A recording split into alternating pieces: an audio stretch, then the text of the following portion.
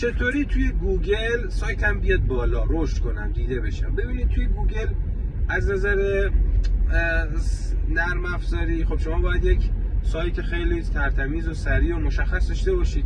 برای هر صفحتون، برای هر کوئری که کاربران به گوگل ریکوست میزنن، یه چیزی میپرسن، یه پاسخ مشخص داشته باشید که کامل اون پاسخ رو جواب دادید. یعنی کارهای ساختن این وبسایت کامل شده، همه چی رو ساختید.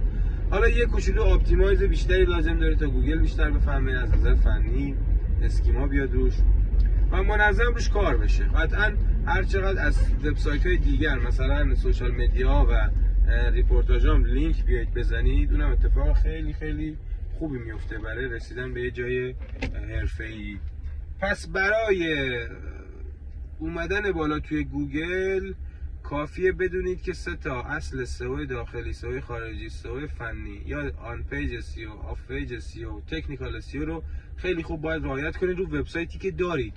وبسایتی که ساختینش، دارینش و گوگل ایندکسش کرده، یه جای خوبیه، یه دومین خوبیه، روی یه هاست خوبیه.